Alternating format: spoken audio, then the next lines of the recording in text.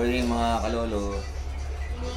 So, linggo, today Sunday, January 26.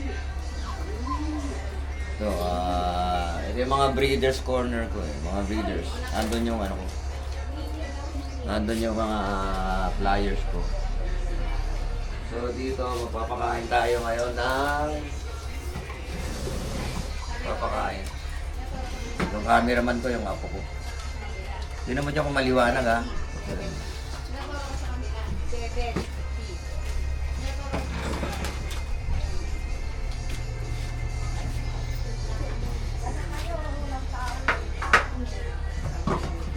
Tignan natin ang unang pakain natin yung ano nasa baba.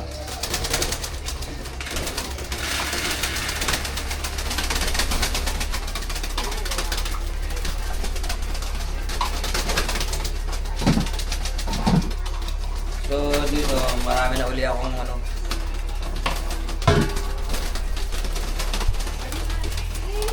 Marami na uli tayong pasisiw. Ayan o, yung mga sisiw na sila. So ayan o, yung mga sisiw na yung mga kalapati natin. Ayan o. Puro sisiw na yun. Nagpisa na yung mga sinalang natin. Ayan, saan sila. Ito, meron tayong drapa eh. Kung natatandaan nyo, yung drapa, yung biniling drapa line kay Russell Baldago, ayun ang nag-champion. Or may drapa line yung nag-champion sa OLR Alegre. Alegre OLR. Ito yung ating ano, drapa oh. Yan, ito. Ang problema, ayaw mga itlog. Ayaw nila mga itlog. Ito yung ating ano. Ito yung ating inbreak. Yan, puro inbreed yan. Nakapag-produce nila ng dalawang inakay. Pero ito yung ano nila yun, no? Yung class nila ngayon. So ito yung aking ano eh, oh. Ito yung aking ano, tawag dito.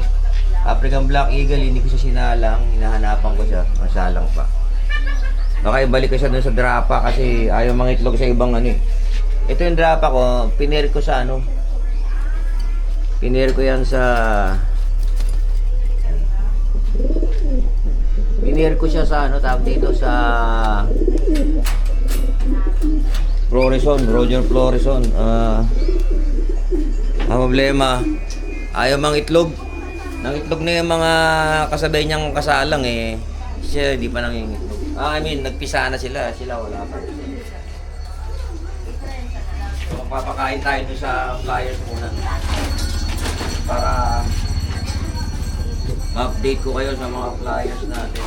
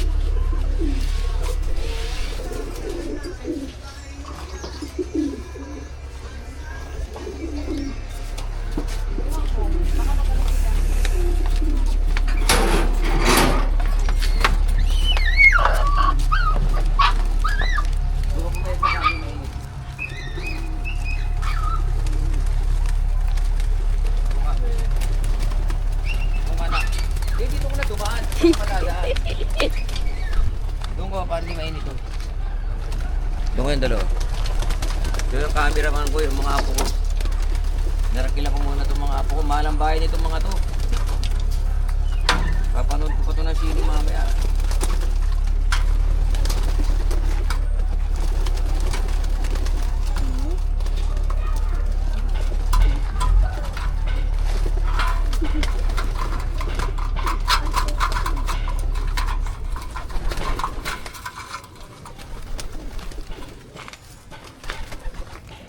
Sino mo kung maliwanag dyan sa camera ha?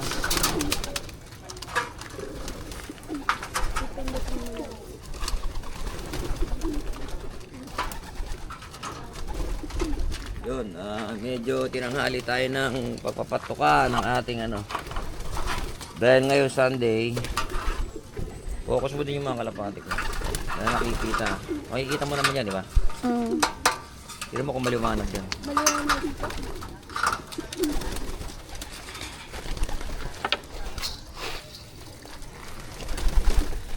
Kahit doon ka lang sa bandaron. Kinadudulasan na ako. Maliwanag ba? Ay, Opo. dyan ka lang. Hindi na kailangan. Ayan, kumakain ng ating mga kalapati.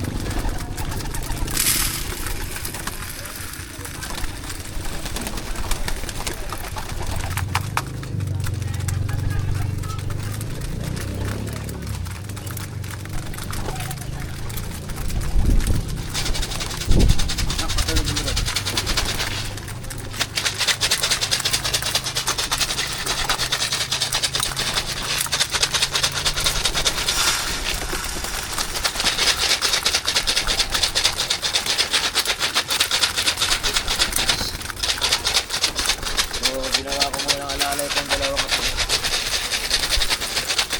Ito muna ang cameraman ko. Focus mo rin naman, anak.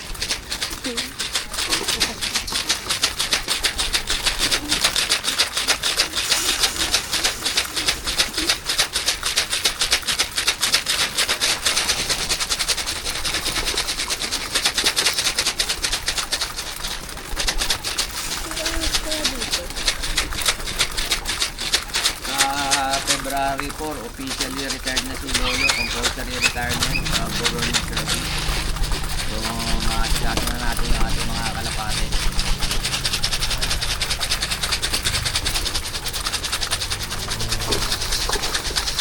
So, siguro ito mga to, siguro sa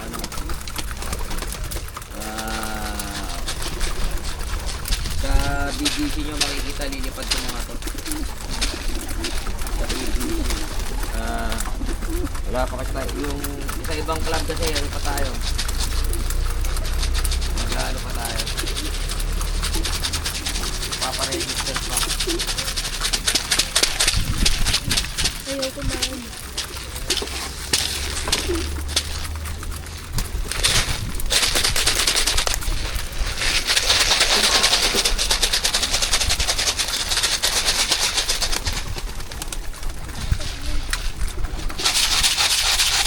So, ayan sila. Sana malinaw. So, ayan.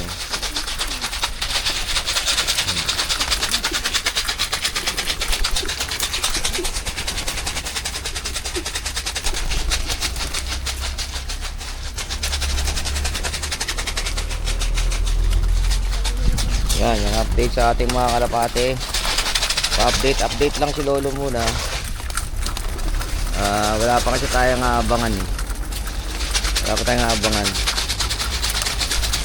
So, yung isang rito, yung isang kasama kong dito meron akong kapitbahay doon na si Jovic na nagkakalapate rin yun. Siya yung ating siya yung ating mentor for the meantime kasi wala pa naman tayo masyadong kaalaman sa pagkakalapate. So newbie tayo sa pagkakalapate. So yan So ito yung harap ng loft ko. Yan ang harap ng loft ko yung na yan, yung North Trail na yan. Yan ang magiging sagabal pagka mga landing. Pero dito baka pwede naman sila dyan lumanting sa bubong ko. Yan, sa bubong. Yan. Sa bubong ko tapos diretso sila rito. Kung ikakarera na sila. So ayan ayan, medyo tinanghali kami, medyo mainit na. Mamaya try ko yung lagyan ng lalagyan ko sila ng tubig na paliguan nila para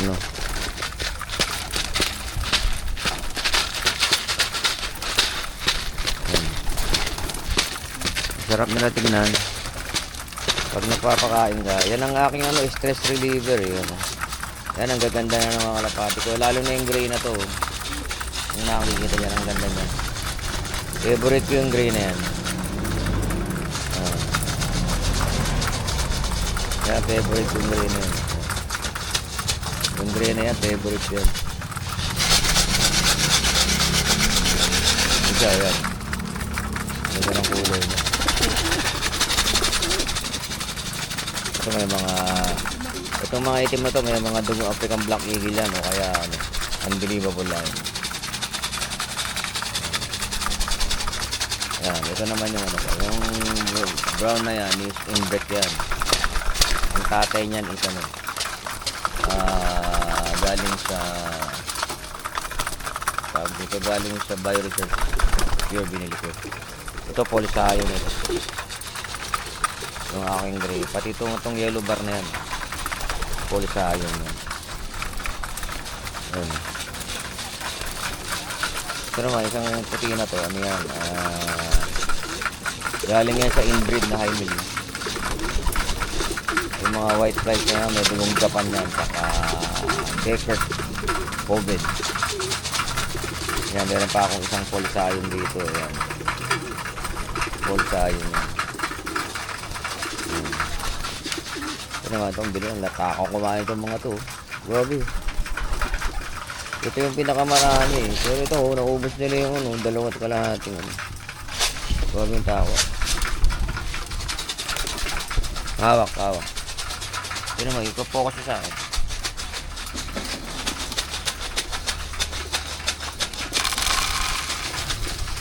Tapos ko to sa TikTok lang. Ano mo kaya? Paano ka marinig?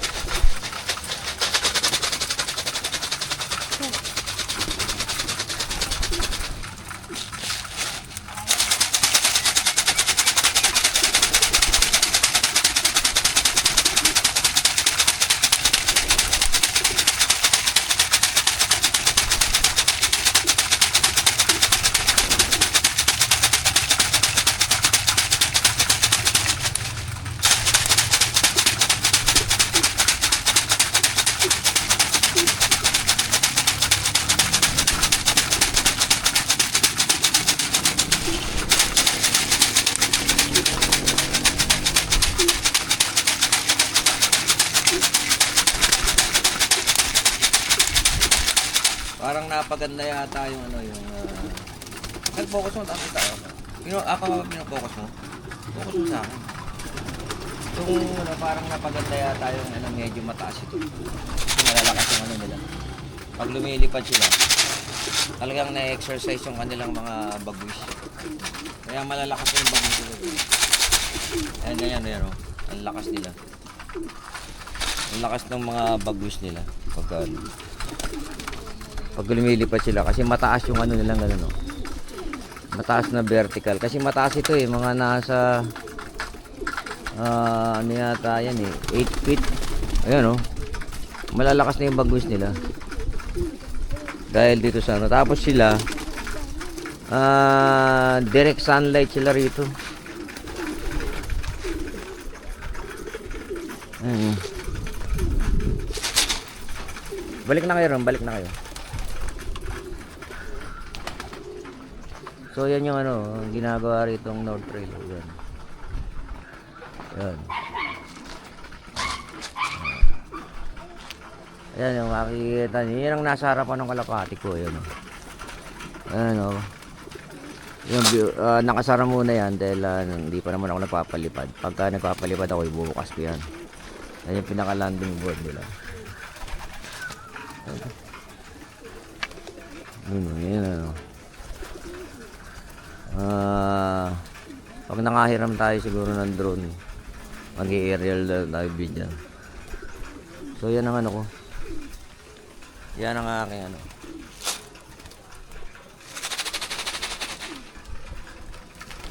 Yung aking loop. Maganda naman yung kanya paligid. Maaliwalas naman. Kasi ito yung aking malunggay. Yan yung aking malunggay. Maliwalas naman dito kasi nililinisan ko to. Pagka dumami na yung damo dyan sa bakod, nililinis ko. Pinuputol ko pati yung mga ano dyan, yung mga punong ipil-ipil na mga labas. So ayan. Ayan, malapit na silang matapos kumain, so papainumin na natin yan. Ayan. Ayan. O yun, no? Ang lakas ng bagwis ng mga kalapati ko dahil mataas. Pagka yan ano, na-exercise yung kanilang mga ano, yung kanilang mga bagwis. Hindi kasi yung masyadong mababa yung kanilang ano, look. Para sa akin lang naman po yun. Hindi masyadong na-exercise yung kanilang mga bagwis. Parang manok din po, di ba? Parang sa manok di po ba 4 feet minimum yung ano, para malakas yung mga bagwis nila. Yung kanilang TPE, pakakaalam ko is 4 feet ang taas minimum. Para iba nga sa tinataasan nila para malakas ang mga bagwis. Ayan po, yan. Ang ganda nila, ayan, ang ganda nila lumipad. Ang lalakas ng mga bagwis nila pag lumilipad sila. Ayan o. Dahil ano sila, nakaka-vertical na lipad sila. Ayan o. Abangan nyo na lang po ito. Baka sa winter derby na po ito siguro. May ano kasi officially retired na si Lolo sa February. Maharap na ni Lolo to. Medyo kakatutong na tayo rito sa training nila, yung tsaka kanila yung conditioning.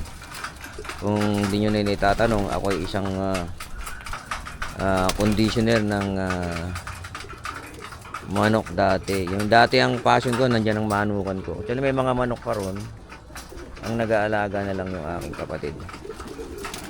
So, dati akong handler ng panlaban na manok. Ang amo ko diyan sa diyan yung amo ko taga San Pedro dati. Diyan ako nakatira dati. Tapos nagkaroon ako ng farm diyan sa Alaminos, Laguna, at saka sa Aurora Province sa may San Luis. Nagkaroon tayo ng farm diyan. Kasi nga yung dati ang binablog natin is yung manok. Kaso na 3 strike tayo ni YouTube. UIT. Kaya nawala yung ating channel. So nagbalik tayo sa YouTube. Ito naman ang kinontent natin is yung ating hobby, which is kalapati at saka yung mountaineering. So yan, ang habit ni Lolo kasi yung umakyat sa bundok. Yung Apo, 2 beses nating inakyat yan. Yung Mount Apo. Sa Pulag, pabalik-balik tayo dyan. Nung nakaraang linggo lang, galing tayo sa Mount Purgatory. Tapos itong linggo, itong Sabado kahapon, galing tayo sa Mount Manabu, umakyat tayo doon. So abangan nyo na lang yung mga video ni Lolo sa mga pag-akyat niya sa bundok. Plus itong kalapati natin pagka kinakarera na natin itong kalapati natin. Ayan o. Medyo si Lolo kasi medyo alam nyo na, bago lang tayo sa vlogging. So wala naman tayong mga videographer, mga editor. Ako na lang mismo yung pinag-aaralan ko na lang yung mga apps sa edit, sa pag-edit. At ako na lang mismo yung nag-e-edit. Kaya ako minsan matagal kasi kailangan ko pa magtanong dun sa mga nakakaalam bago ko ma-post yung aking So yan, yan ang update ni Lolo. January 26 na pala ngayon, Sunday. Sa mga kanyang mga kalapate, abangan nyo rin yung mga akyat ni Lolo sa mga iba't ibang bundok sa Pilipinas. Salamat po sa panonood. Sana suportahan nyo si Lolo sa kanyang pagbablog. God bless everyone.